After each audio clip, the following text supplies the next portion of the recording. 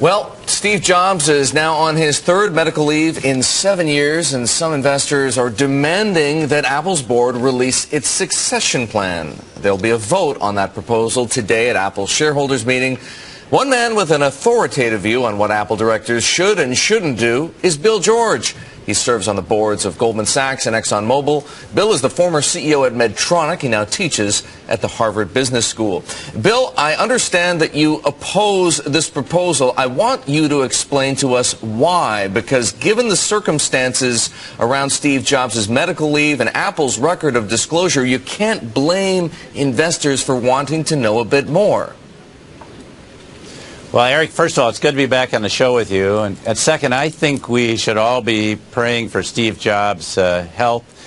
He's had a rough bout since 1994. He's gone through two very difficult illnesses in pancreatic cancer and liver transplant. We don't know what the circumstance is.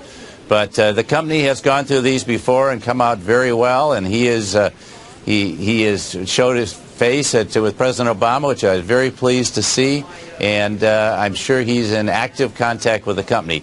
Now, as far as the board goes, I think this board has a responsibility to do strong succession planning both in the short term and the long term. I feel confident they've done that, and I think they should confirm they have. I don't know any board that would be listing the names of who's going to be his successor when he is actively still in control of the company, even if he's on leave. They didn't do it before, and we have Tim Cook to step in right now. We have a very strong team around him, so it's not like they haven't thought about this matter. I'm sure they have. But I think it would be totally premature to say exactly what's going to happen.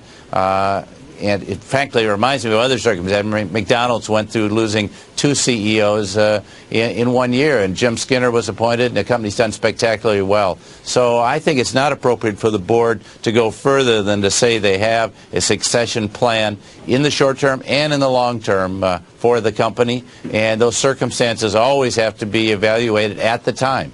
Okay, Bill, I have so many more questions I want to ask, but we need to take a short commercial break, so if you'd be so kind as to sit tight. We're speaking with Bill George, the former CEO of Medtronic. He is a director on the boards of Goldman Sachs and ExxonMobil. That's why we're talking to him about the future for Apple's CEO position, what happens to Steve Jobs, and most importantly, what happens after Steve Jobs. And as Bill pointed out, we all do wish Steve Jobs well. You can't ignore that here. The man's health is at stake.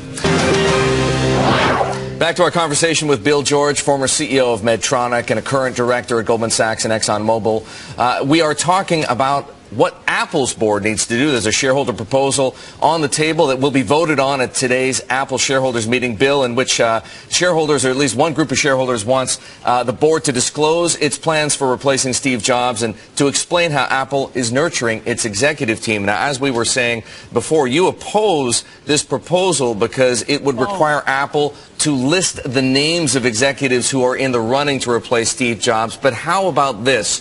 What if Apple met that shareholder proposal with some kind of a middle ground, offering a few more details about its succession planning process, if not disclosing the names? Oh, I think they can do that. I think every board should. I've been on very major boards have gone through succession planning. I mean, Goldman Sachs did it. Fortunately, when Hank Paulson went to Treasury, Lloyd Blankfein was fully in place there. Novartis has gone through it, Target, Exxon. We went through it at Medtronic twice. So I think that's the only responsible thing to do. But I don't think getting into the details. There's a strong team here. You look at a guy like Jonathan Ive, who's probably the most brilliant industrial designer in the world. Ron Johnson, who came out of the Target organization, who was viewed as a very high potential there, and look at that retail business they put together. So I would anticipate that sometime in the future Steve is going to step aside, hopefully it'll be in another 10 years. But when he does, you'll have a very strong team at the top. It might just not be one person, but a very strong team. And they've got a very good product plan, well laid out. So I don't think this company is going to have a significant change, unlike, say, Hewlett-Packard. They had to go outside 3 times, Eric. Bill, you know what investors are worried about? They're worried that Steve Jobs' doctors, have given him only a certain amount of time to live. Now, we don't know if that's the case, but what if it were? And again, the focus here is on the board, not about Steve Jobs, whom we hope will continue to lead a long and prosperous life. What should the board do if that's the case? Well, I can tell you honestly, having gone through cancer 3 times in my own family, you don't know. No one knows. I don't know if it's cancer. I don't know what it is. It could be heart disease. But honestly, in these kind of critical situations, no medical team in the world can give you a definitive diagnosis. And the way he bounced back from pancreatic cancer was remarkable. So, and I'd hate to think they preemptively decided something back then, because it might have been very different. So I don't think they know, and I think what you have is a contingency plan. Every board I know, Eric, has such a plan. If they don't, they're not being responsible. You have to think about these things in your company. But the key is that you have successors, Bill, unlike some of these firms that have to call up a headhunter.